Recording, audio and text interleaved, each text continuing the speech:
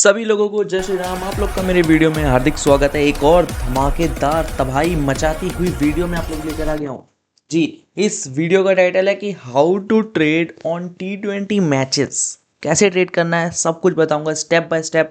पूरी स्ट्रेटजी समझाइए, बस वीडियो को लास्ट तक देखना और कुछ ऐसे इंपॉर्टेंट चीज़ें जो आपको पता होना चाहिए वो भी बताया है। तो वीडियो को स्किप मत करना, वीडियो को पूरा देखना। चलो बिना किसी टाइम वेस्ट के वीडियो को स्टार्ट करते हैं। देखो, तो टॉपिक है आज का कि ट्रेड कैसे करना है T20 मैचेस में। अभी इसकी एक सीरीज आएगी जिसमें हम ODI मैचेस की बात करेंगे, फिर हम सेशंस की बात करेंगे, काफ़ी कुछ करेंगे। ठीक है, और चलते हैं अपने स्लाइड्स की तरफ। तो पहला है कि कुछ चीज़ें मैं तुम्हें बता दूं कि इस वीडियो में हम लोग क्या कवर करने वाले हैं। कुछ ऐसी चीज़ें जैसे, अब देखो तुम लोग ट्रेडिंग करते हो कैसे। मैं अपना एग्जांपल लेके बता रहा हूँ कि मैं कैसे आप लोगों को ट्रेड देता हूँ और आप लोग उस पर कैसे ट्रेड करते हो। सिंपल एग्जांपल है, दो टीम आपस में खेल रही है। मैंने कहा कि ये टीम जीतेगी XYZ, आप इसको एवरेज कर सकते हो। ये कौन से केस में आता है, मैंने इस वीडियो में 4 केस बता रखा है और कुछ ऐसे इंपॉर्टेंट पॉइंट बता रखे हैं जो कि बहुत इंपॉर्टेंट है और वो गेम चेंजर पॉइंट है, तो वो आप सुन के जाना। ठीक है, आपको क्या क्या आना चाहिए क्या नहीं आना चाहिए। बेसिकली ये स्लाइड ये कहना चाहती है कि इस वीडियो में हम लोग क्या बात करने वाले हैं उसकी पूरी समरी मैं आपको बताने वाला हूँ। ठीक है, तो बिना किसी टाइम के अगले पेज पे चलते हैं। तो ट्रेडिंग को स्टार्ट करने से पहले ये पहले जान लो कि आप कौन से लेवल पे हो। लेवल इन द सेंस आपका जो कैपिटल है वो कितना है और कितना होना चाहिए। अगर आपका कैपिटल लेस देन 5000 है तो फिर आप अभी एक ग्रोइंग स्टेज में हो जहाँ पे आप चीज़ों को लर्न कर रहे हो। आपके पास एटलीस्ट कितना कैपिटल होना चाहिए एक अच्छा खासा अमाउंट कमाने के लिए। तो मैं पहले ही डिस्क्लेमर बता दूँ, ट्रेडिंग में रिस्क इन्वॉल्व है और प्रॉफिट के साथ लॉसेस भी होते हैं। तो आपका, लेकिन अगर आपको करना है तो अपने रिस्क पे करेंगे। मैं आपको खाली एक बेसिक इंट्रोडक्शन दे रहा हूँ जिसमें मैं चीज़ों को समझा रहा हूँ कि आप कैसे ट्रेड कर सकते हैं। 3 चीज़ें काफ़ी इंपॉर्टेंट है। पहला रिस्क और मनी मैनेजमेंट, दूसरा इमोशन और तीसरा आपका माइंडसेट। और उससे भी इंपॉर्टेंट पता है क्या है, प्राइस की अंडरस्टैंडिंग की प्राइस कैसे काम करता है। ठीक है, मैच के दौरान प्राइस कैसे बिहेव करता है, प्राइस पे हमें कब बाय करना है कब सेल करना है, हमें कब एवरेज करना है, ये सब की नॉलेज। ये सब कैसे आएगी, जितने ज़्यादा आप गेम देखोगे। आपकी गेमिंग अंडरस्टैंडिंग अच्छी होनी चाहिए, आपकी प्राइस अंडरस्टैंडिंग अच्छी होनी चाहिए। आप प्राइस को अच्छा रीड कर लो कि अगर अगली बॉल पे अगर डॉट हो तो प्राइस कितना फ्लक्चुएट करके कहाँ तक आ सकता है, या फिर अगर विकेट गिरे तो कहाँ तक आ सकता है, या फिर चौका छक्का लगे तो कहाँ तक आ सकता है। तो ये प्राइस की अंडरस्टैंडिंग होना बहुत ज़रूरी है।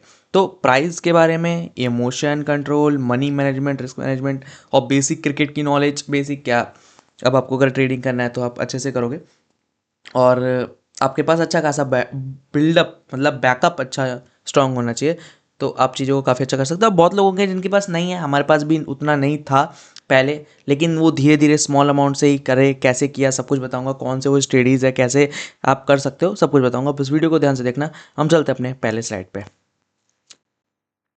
पहला स्लाइड जो है वो उसमें कह रहे हैं कि ये बिगिनर मोड ट्रेडिंग है। अब ये क्या है, आपने चार्ट लगा रखा है, आपने बता रखा है। देखो, इस स्ट्रैटेजी में सिंपल हमने ये बात की गई है कि अगर आप बिगिनर कैसे ट्रेड करता है। दो टीम का मैच है, फॉर एग्जांपल के लिए समझो, दो टीम का मैच है A और B, ऑस्ट्रेलिया वर्सेज इंडिया। वो बंदा आया इंडिया पे ट्रेड लगा के बैठ गया, बस उसका काम खत्म। ठीक है, अब इसका बाइंग एंट्री कहाँ तक होना चाहिए, 1.70 ऑड्स से लेके 3.50 ऑड्स के बीच में वो कहीं बाय कर लेगा। इस बीच में वो थोड़ा बहुत बाय कर लेगा और उसका एग्जिट होगा। वो सेट कर देगा कि अगर रेट अगर आया 1.25, 1.30, 1.15 तो मैं निकल जाऊंगा। ठीक है, सिंपल है, ये बिगनर करते हैं।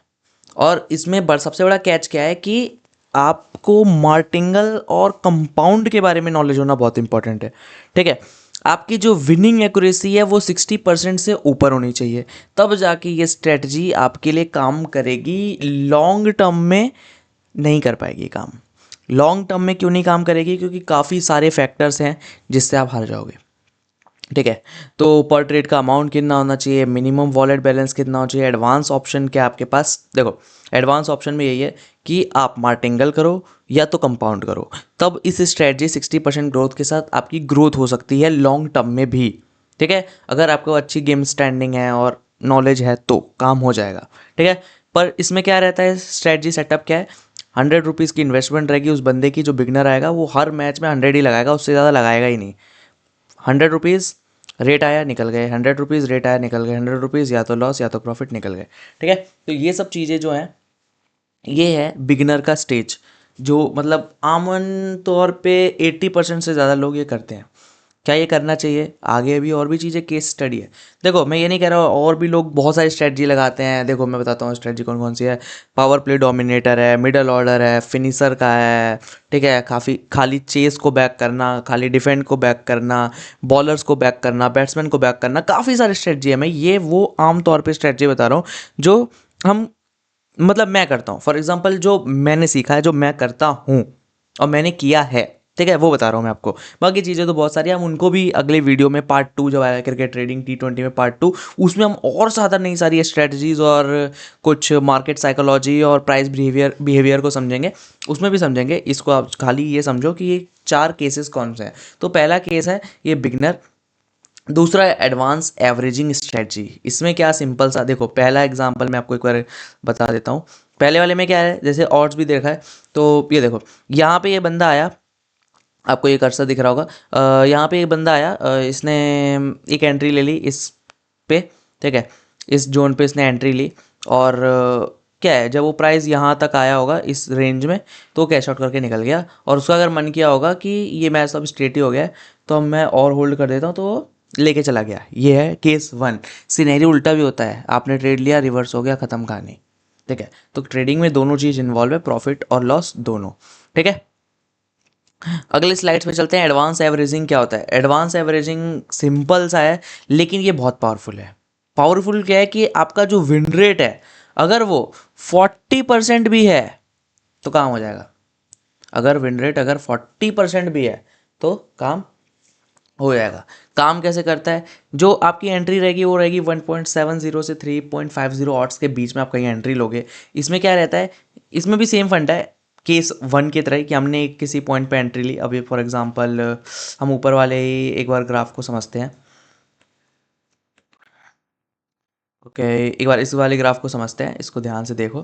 ठीक है, हमने किसी एक चीज़ पे एंट्री ली, इसको रुक जाओ, इसको नहीं, कैसे बताऊँ, इसी को समझो। चलो, एडवांस एवरेजिंग स्ट्रेटजी है ना। मान लो हमने किसी टीम पे एंट्री ली और हमें एंट्री मिली होगी कहीं इस रेंज में 1.75 से 3.40 के ऑड्स में, या तो वो मैच हमारे फेवर में जाए और हम एग्जिट करके बैठ जाएं। रूल नंबर 1 कि हमने एंट्री ली 1.70 से 3.50, केस 1 को याद करो, हम एग्जिट करके निकल जाएं। या अगर वो ट्रेड रिवर्स हो, और जब ट्रेड रिवर्स होगा मतलब प्राइस और नीचे आएगा, तो हम और बाय करेंगे, एवरेज करते चलेंगे।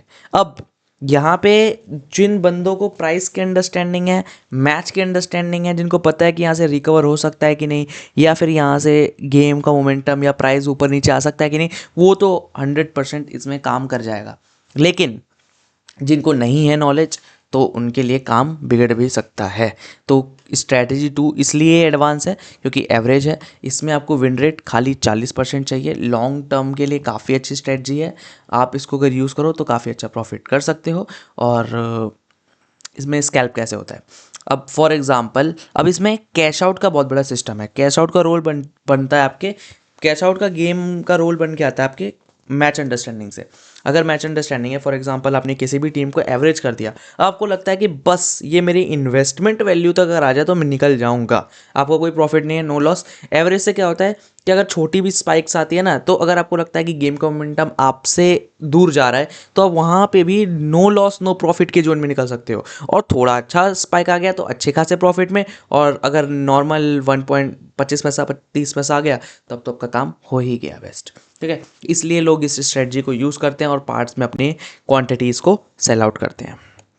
होप आप लोग को अच्छे से समझ आ रहा होगा। और केस नंबर 3 का मैंने नाम क्यों मिस्टर बिग शो रखा है, क्योंकि ये हाई रिस्क हाई रिवॉर्ड है भाई। हाई रिस्क हाई रिवॉर्ड में क्या होता है कि सिंपल सा है, आपका जो विन रेट है वो ज़्यादा नहीं चाहिए। 20% भी रहेगा तो भी चलेगा, 30% रहेगा तो भी चलेगा, 10% रहेगा तो भी चलेगा। लेकिन ये काम कैसे करता है, इसके लिए आपका माइंडसेट काफ़ी स्ट्रांग होना चाहिए। ठीक है, डिसीजन मेकिंग स्किल्स काफ़ी अच्छी होनी चाहिए। और इसमें आपको हाई इन्वेस्टमेंट नहीं करनी है, आपको लेस इन्वेस्टमेंट करनी है। और इन्वेस्टमेंट कहाँ करनी है? बॉटम पे। बॉटम इन द सेंस 5 पैसे से लेके 20 पैसे के बीच में अपोजिट साइड। देखो यहाँ पे अगर 5% है तो उधर ऑड्स ज़्यादा होगा। ऑड्स समझो, अब ऑड्स वहाँ पे होगा 15 ऑड्स चल रहा होगा, 20 ऑड्स चल रहा होगा, वहाँ पे आपने एंट्री लिया है, ठीक है। वहाँ पे आप या तो हार्ड स्कैल्प कर सकते हो, जैसे कि 15 ऑड्स पे आपने लिया, मैच एकदम वन साइड जा रहा है, 15 ऑड या 20 ऑड पे आपने लिया, आपको लगता है अगर एक विकेट भी आए तो मार्केट का मोमेंटम जो है और जो रिदम मिला है टीम को वो चेंज हो जाएगा। तो जैसे ही वो चेंज हो आप कैश आउट करके निकल गए। This is a first scenario, case one. इस केस का केस वन, जिसमें आपने एक एंट्री लिया 15 to 20 ऑड्स के बीच में और वहाँ से आप कैश आउट करके निकल गए। यहाँ पे आपने 100 रुपीज़ डाले और आराम से आपको स्कैल्प के 500 200 300 निकल मिले और आप निकल गए, ठीक है। बाकी ट्रेडिंग में रिस्क इन्वॉल्व है, आपके साथ कुछ भी हो सकता है, ये आप अच्छे से जानते हो, लेकिन मैं खाली एक चीज़ बता रहा हूँ।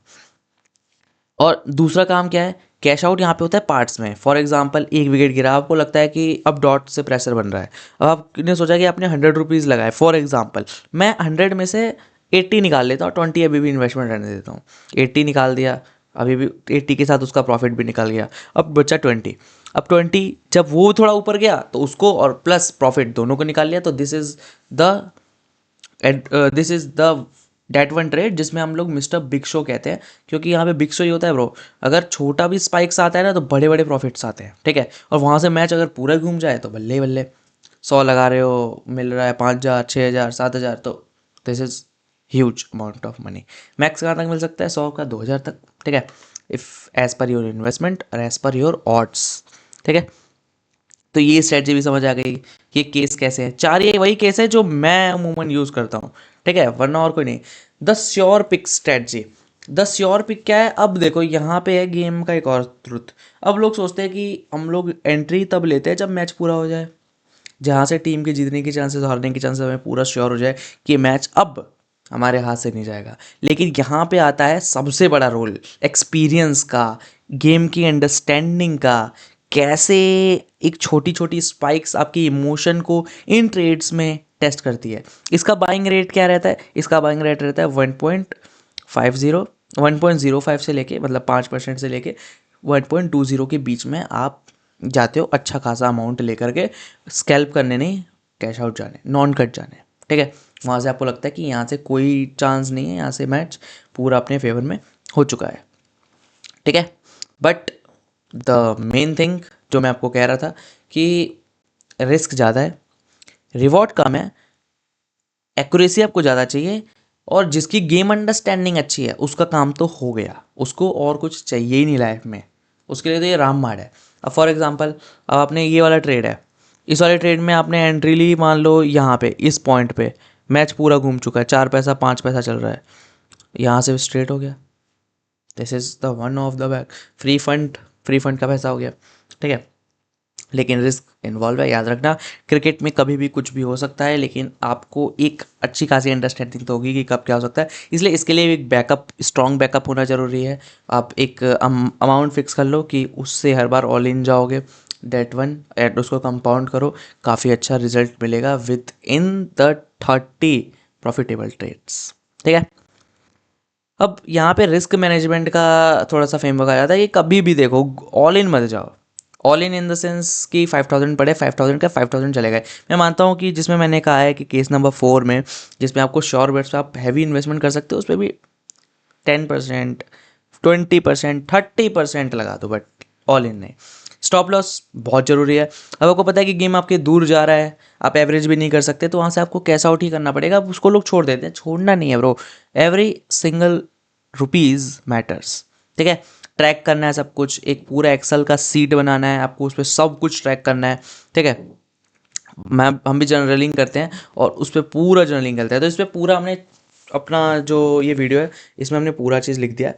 पहला केस हमने पढ़ा था जिसमें बिगिनर के बारे में हमने पढ़ा कि बिगिनर एक्चुअली क्या करते हैं। एडवांस में हमने पढ़ा कि इसको और इसी बस बिगिनर वाली स्ट्रेटजी को कैसे और बेहतर कर सकते हैं विदाउट डूइंग नथिंग, जिसमें कुछ भी नहीं था। पहले बिगिनर में भी हम एक टीम पे ट्रेड कर रहे थे, सेकंड में भी हम एक टीम पे ट्रेड करते हैं, लेकिन वहाँ पे स्कैल्प का भी पार्ट आ गया, आप नो लॉस नो प्रॉफिट में भी निकल गए और वहाँ पे प्रॉफिट का भी सिनेरियो हो गया। और बिगिनर में क्या था, या तो लॉस है या तो विन है, ठीक है। यहाँ पे लर्न नहीं होता है, पहले बता दो। लर्न तो आपके अंदर होता है, हर एक दिन आप कुछ नया सीखते हो। और बिग शो में हमें बताया या तो हिट है या तो मिस है, और श्योर पिक में हमें बताया कि slow and steady but win the race. और एक और सही बात ट्रेडिंग के लिए कि कुछ भी 100% नहीं होता, नथिंग विल बी 100%। और आपको यहाँ पे जो आपका पूरा रोल है ना वो आपके टाइम पे है। यहाँ पे आपको लकी भी होना पड़ता है कभी कभी, ठीक है, चीज़ें कभी कभी आपके फेवर में नहीं जाती, वहाँ पे आपको ब्रेक भी लेना होता है, एडजस्टमेंट करनी होती है, अपने आप को रिव्यू करना होता है हर वीक पे, हर दिन पे। और एक जो सबसे इंपॉर्टेंट बात जो मैंने पिछली वीडियो में बोली थी और मैं इस वीडियो में बोल रहा हूँ कि अगर आप लोग मैनिफेस्टेशन या विजुअलाइजेशन नहीं करते हो तो करना स्टार्ट कर दो। बहुत हेल्प करता है, बहुत ज़्यादा हेल्प करता है। कि अगर देखो मैं बताता हूँ, विजुअलाइजेशन करने से आपका मेंटल स्ट्रेंथ और इमोशन दोनों को आप लोग एक अच्छे लेवल पे ले जा सकते हो। फॉर एग्जांपल आपके वॉलेट में 5000 पड़े हैं, कल है एसेस, ठीक है, एसेस का वीडियो भी आएगा अभी, सॉरी एसेस का वीडियो तो मैंने पूरा डाल दिया है, एक रील आएगी इसमें हम लोग थोड़ी सी और डिस्कशन करेंगे एसेस के ऊपर, ठीक है। या फिर मान लो अभी फॉर एग्जांपल ओडीआई मैच होगा इंडिया और साउथ अफ्रीका का, ठीक है। अब आपके पास 5000 रुपीज़ है, आपको ओपनिंग ऑड्स पता है कि प्राइस किससे खुल रहा है, मतलब प्राइस क्या है, ओपनिंग प्राइस। अब आप दिमाग में सोच रहे हो कि मैच अगर ऐसे चला तो मैं यहाँ एंट्री लूँगा, यहाँ एग्जिट करूँगा, अगर ट्रेड मेरे विरुद्ध चला गया, लॉस में जाने लगा, तो मेरे को कैसे काम करना है। मतलब पूरा गेम प्लान आपको, पूरा विजुअलाइजेशन मैच का अपने माइंड में कर लेना है। तो जब वो रियलिटी में आपके सामने होगा तब आप बिल्कुल भी पैनिक नहीं करोगे, प्रॉफिट्स को भी होल्ड करोगे और काफ़ी अच्छा तरीके से वेल परफॉर्म करोगे बिना किसी दिक्कत परेशानी के। तो होप सो ये वीडियो आपको बहुत अच्छी लगी होगी, और वीडियो अगर अच्छी लगी तो प्लीज़ लाइक कर देना, सब्सक्राइब कर देना, और अब तो नया फीचर आ गया हाइप का, तो प्लीज़ वो हाइप कर देना जिससे हमारे वीडियो को थोड़ा सा और अच्छे खासे व्यू मिलेंगे और अच्छा खासा कंटेंट मैं आपके लिए ला सकता हूँ, ठीक है। तो वीडियो अगर अच्छी लगी तो लाइक कर देना, सब्सक्राइब कर देना, शेयर कर देना। मिलता है आपके साथ नेक्स्ट वीडियो में जो भी अब स्ट्रैटेजीज़ के ऊपर होगा। और एक और चीज़, हम लोग लाइव स्ट्रीमिंग करेंगे कुछ दिनों में, ठीक है, जिसमें हम लोग नया जो गेम आया है क्रिकेट 26 उसको एक्सप्लोर करेंगे। बहुत ही अमेजिंग गेम है और चेकआउट मत करना। हम लोग, मैं आपको दिखाऊंगा सब कुछ गेम प्ले पे, बहुत मजा आएगा। चलो मिलते हैं आपके साथ नेक्स्ट वीडियो में, तब तक के लिए टाटा बाय बाय। और हाँ, टेलीग्राम टेलीग्राम ऊपर है, ज्वाइन कर लेना।